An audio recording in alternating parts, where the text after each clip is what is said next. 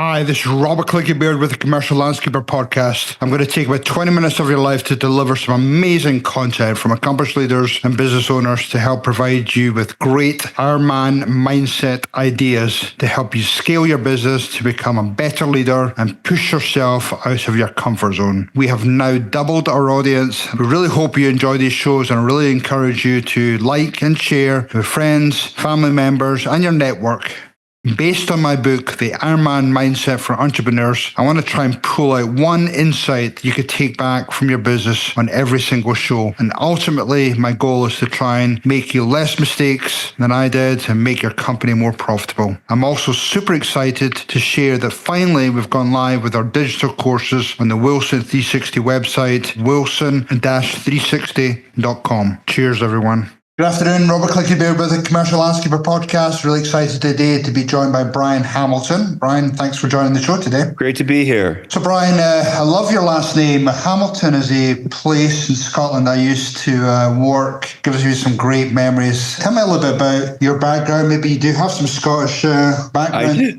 I do. How far do you want to go back?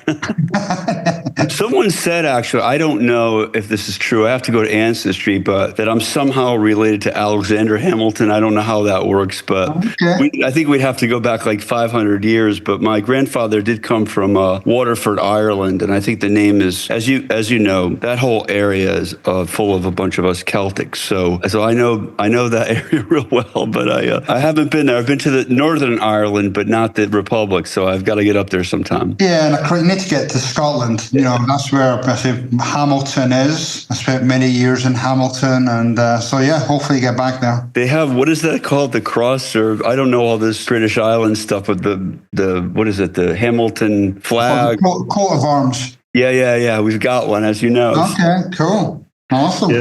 Well, next time you come on the show, you'll need to bring one of those with you. I think so. Absolutely. Great to be here, though, really. Yeah, well, tell the audience, listeners, a little bit about your background, if you don't mind. Sure, I'm happy to. So I've been an entrepreneur, my mother says since I was 8. I don't remember that. But I do remember about 10, 11, 12 years old. I was one of those annoying people in the neighborhood who was always like hawking something, And the reason I was doing it is we didn't have much money, so it was a great way to make money. You couldn't get a job at that age. And on a serious note, if I look at the lineage of my career, it started that early. I was selling stuff, working with customers. I don't think there ever would have been a Sageworks without all that stuff I did when I was a kid. I ran a landscaping company when I was in high school. Well, my father did a lot of landscaping when I was a kid in a place called Southport, Connecticut. Okay. Very different from Bridgeport, Connecticut, for the listeners. Or very different. That was like the land of Great Gatsby and stuff. And my dad did a lot of that stuff on the weekend. And I went around with him, and you learn stuff, how you dig a hole and all that stuff. Most of your people listening understand that. But that was very young. Really young. And it was my way of hanging out with my dad on the weekend because this was like a second job for him. And then so when I went to high school, I kept doing landscaping. And then I even did it in college. And even after college, I worked for a bank for 1 year. Okay. And I almost got fired. For real, it's not, I'm not being falsely modest. It's true. I couldn't stand working at the bank. So what I did was I applied for graduate school and I got deferred admission, and I did a professional landscaping company for 2 years before I went back to Duke to get my MBA. And so, I was around this stuff all the time. After I got out of graduate school, I knew, Robert, for sure that I really need to be an entrepreneur. I wasn't going to go into investment banking and consulting. It just wasn't for me. When I got out of grad school, I started a chain of coin laundromats. Okay. My father he didn't even graduate from high school. So he was like, what the heck? You go down to graduate school and you're going to go do coin laundromats. But on a serious note, there was a reason I did it, because I didn't have a lot of capital. And you could get into that business for a low amount of capital. And a lot of your listeners are listening to this like, oh yeah, I get that. Yeah, and that's a cash business as well. Absolutely. Yeah. Cash business. You don't have to worry about this horrible thing called accounts receivable. which is the death of all businesses. By the way, we should talk about it. But anyway, so I built that company. I sold that little chain, and I used that money to fund my sort of the big thing for me, which was Sageworks, which I started in 1998. But the funny thing is, I always say this, and it's totally true. I don't know for sure if there'd be a laundromat chain without the landscaping, but I do know for sure there would be no Sageworks without laundromat money. So it's been a real lineage for me. I've run micro businesses and larger businesses, and I really love helping entrepreneurs, Robert. I'll end on this. I want to get to your questions, but one of the things, I think 1986, I'm sitting in a beaten up Volkswagen station wagon, yellow, barely ran, in Westport, Connecticut. And that was my first professional business. It was a landscaping business, but I didn't have capital. So I used this, I repurposed this beat up Volkswagen, as a truck, that was my first truck, right? And I'm sitting in that car in Westport, Connecticut, in the land of plenty. And the feeling of isolation, for the first time in my life, I wasn't part of a football team. I wasn't part of a school. I wasn't really even part of a family at that point. It was me. And I think that feeling of isolation, and anyone who has started a business, everybody, they're like, yeah, I get that. But it's hard to put your finger on it. It's such a hard thing to start something on your own. I never forget that. I remember the weather. So the point is, there's the spiritual journey that we all have as entrepreneurs. I've been almost bankrupt a couple of times. I call them near-death experiences, but we all have this journey. So, if I can give the listeners some input today, and that would be great. Yeah, and I think just to pick up on your point, that feeling of isolation, I think you're 100% spot on. I think, the way I describe it is almost like you're on an island. And I think it's a foreign concept to a lot of, I suppose, employees, because they look at the owners, the founders, as being these confident people that know everything and they're smart. But in reality, those owners, those founders go through those challenges and question themselves and question whether they're making the right decisions and never been in that situation before. So I think that's where, being part of groups, being part of peer groups, or other organizations will help to overcome that. Yes, and technology has enabled that. Hallelujah. You are absolutely right. In this little landscaping business I had after I almost got fired from the bank, these are memories. We all have them. We have them. And it was my first year running a real business, a professional one. And it was about 7, 8 at night, dusk in Connecticut. And I was doing some work for a guy who ran an HVAC business, experienced entrepreneur, and we became friends. And I was kind of despondent. He could tell, and he goes, "What's going on?" And I go, "Man, this is hard. I'm on my own. I got a couple of employees. I'm not making any money. I'm working my ass off. It's tough, And I got dirt all over me and all this other stuff." And he said, "Have you connected at all with other entrepreneurs? Are you working with anybody?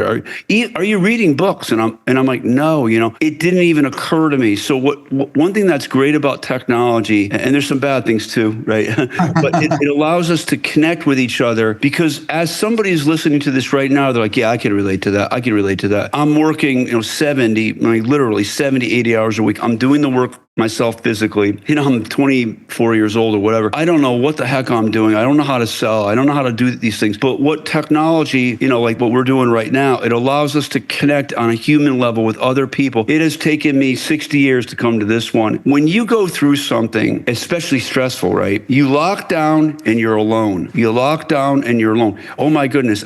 I'm the first person on earth to get sued for patent infringement on a patent where I really didn't infringe on the patent. Right? It's the first time. I remember that. Oh my goodness, it's happening to me. No, wrong. It's happened to other people. It happened to other people. I remember having customers and they weren't paying me. And, sometimes this happens, people don't pay.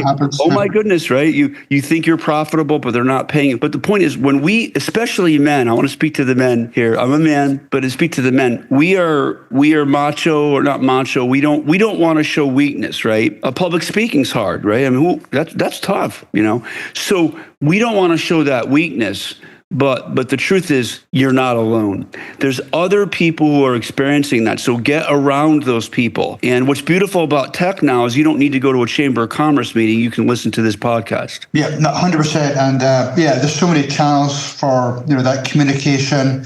We have our own one even in Wilson T60 through a Slack channel. So, in the landscape industry, since I know it well, the people in there are so giving. They're so giving with their knowledge, their experience shares. So, Brian, talk to me. Hold on, one thing is that I don't want to call it a brotherhood or a sisterhood or some type of hood, right? Let me say this.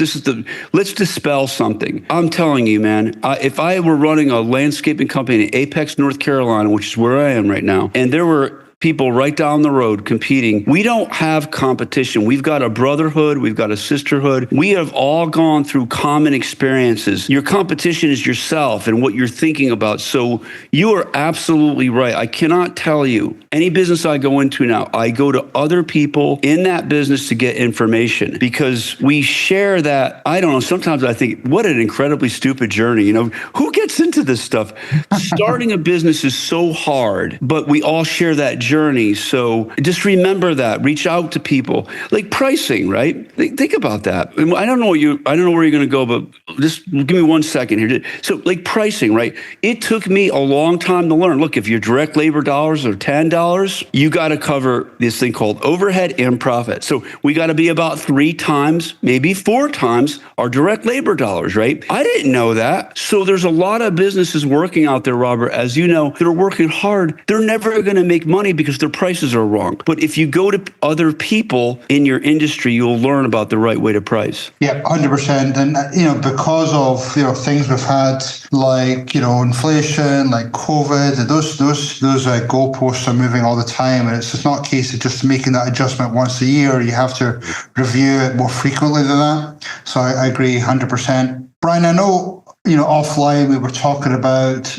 culture and building great cultures and ones that are sustainable. There's definitely a buzzword as, people talk more and more about. Tell me a little bit about your experience in building a great culture that's sustainable. Now we're going to get super weird. You'll be like, why did I invite this guy on? The base of the cake is culture, the essence of the company, the essence of the individual. What do you stand for? And I know it sounds hokey, but look, I've been doing this forever, actually, right? And no matter what company I'm in LiveSwitch right now. It's a video tech company, right? No advertisements today, but that's where I am. I ran a fintech company called Sageworks. I run a landscaping company. I did coin laundromats. What is the essence of your company? And I'll start with a very important one. The essence of a company, a great company, is service to other people. Thinking about the other guy. We're great at thinking about us, right? I'm so good at that.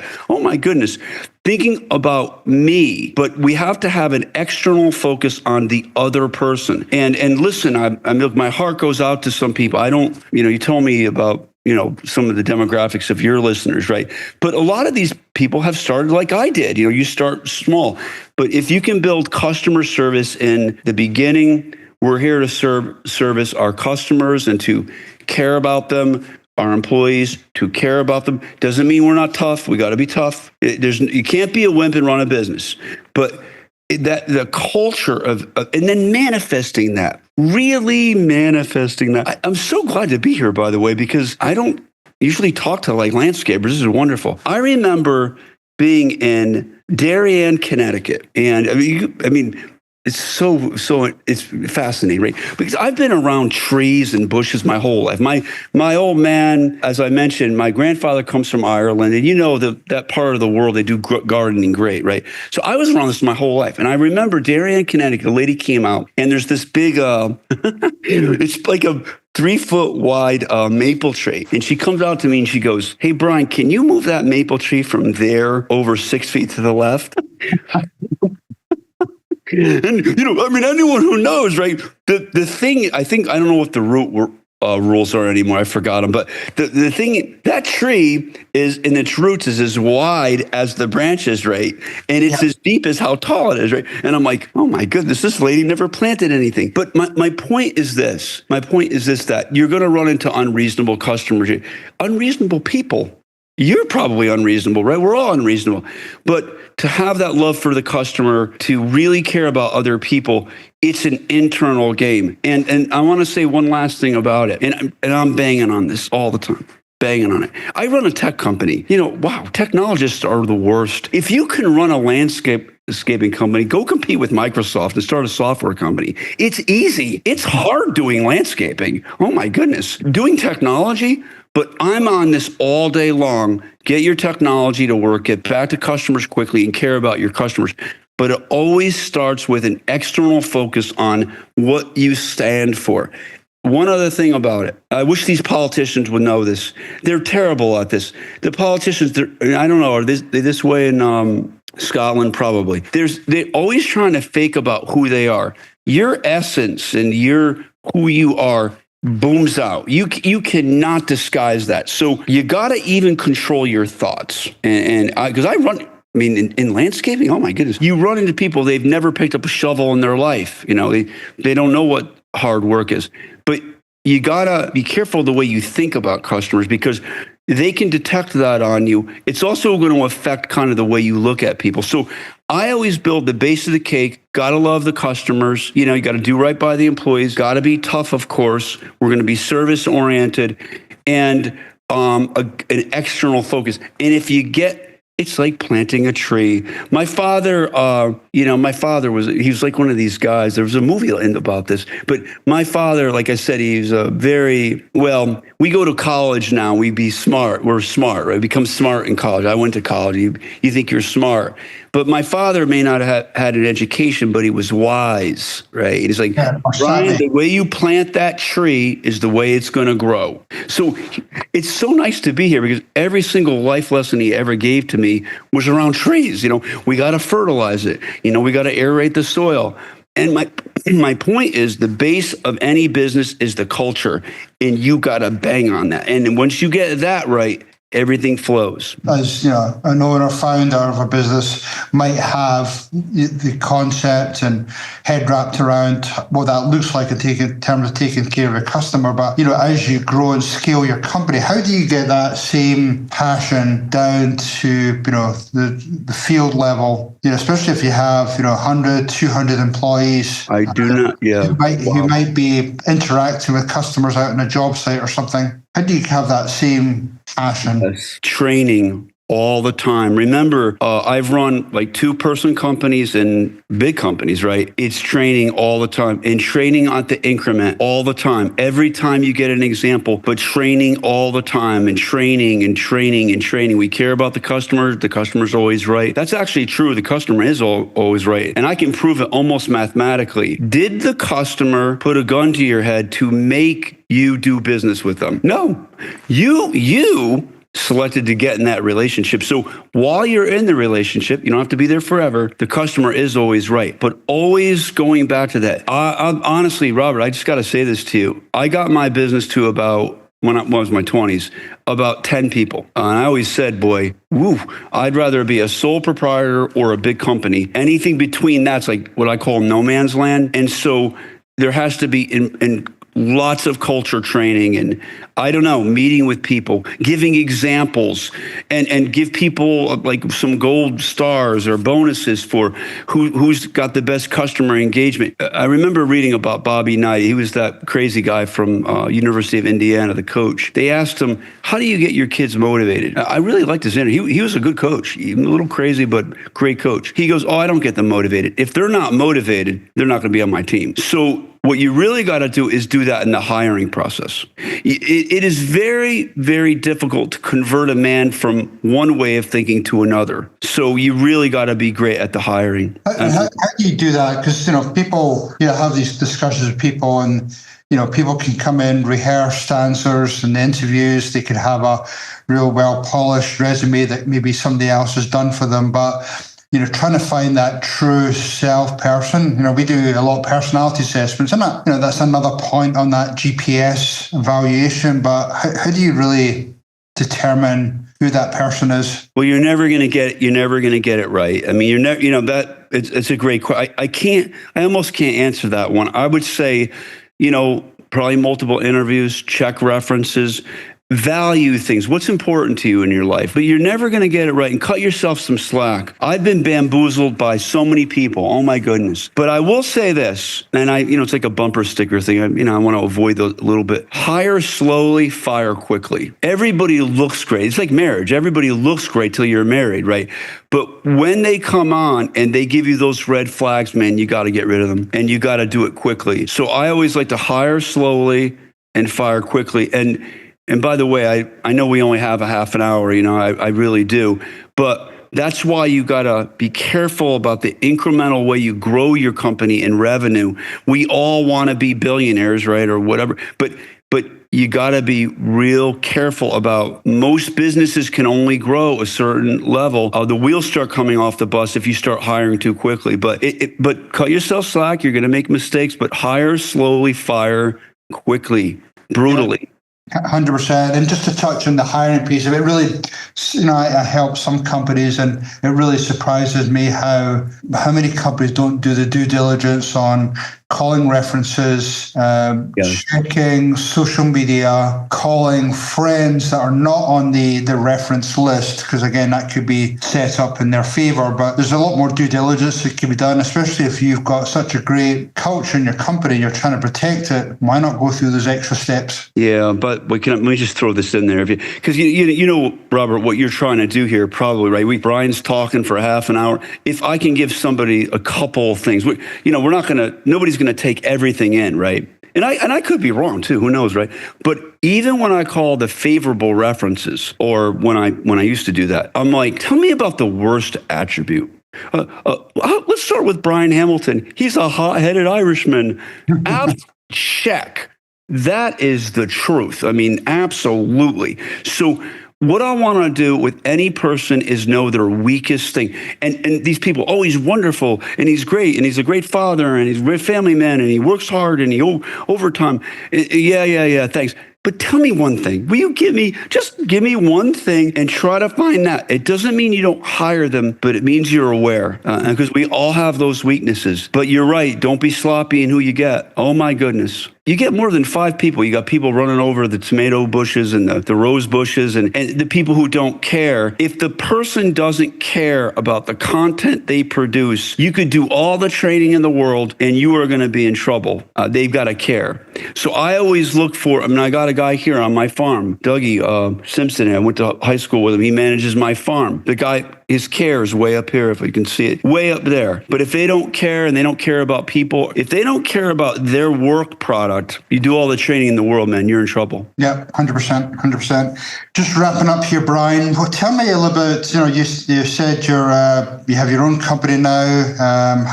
Tell me a little bit about that and how people can get hold of you if they want to find out a little bit more about you. Yeah, I invested in a tech company, LiveSwitch, and what I don't want to do a commercial, but you did ask me, so I'm going to tell you. I invested in a company called LiveSwitch, and basically what we do is we help service people, businesses, to do remote estimates. Instead of me having to go drive out, and Mrs. Sanders, she doesn't want to see me. I don't necessarily want to see her. We allow a text to connect to her. She shows us the work she wants done. We get that video back. We have a library of all these videos, so you can always document your work, which is very important. As you know, always document your work. But that's what we do. That's the highest value we have for home service businesses, which is using video to dramatically cut down your gas cost and your travel time. And do you use then sort of AI to help take those images or type of work? I'm assuming you're talking about all different types of work. Yes, right? All types of work, yeah. Landscaping was the one. By the way, I came out of fintech, but I remember doing my first focus group for landscapers, you get the phone, you show all the stuff, and that gets stored as a video file for your file. You can always have a record of it. And boy, our ROI to our home service business is off the charts. I won't advertise more than that. Okay, cool. Brian,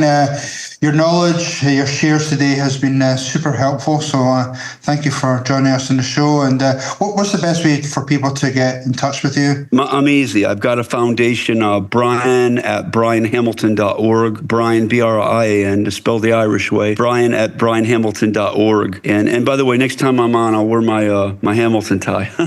Awesome. Cool. Brian, thank you again for your time today. Really appreciate it. And let's stay in touch. Great to be here. Thank you, Robert. Okay, thank you. Cheers. Bye-bye. Thank you.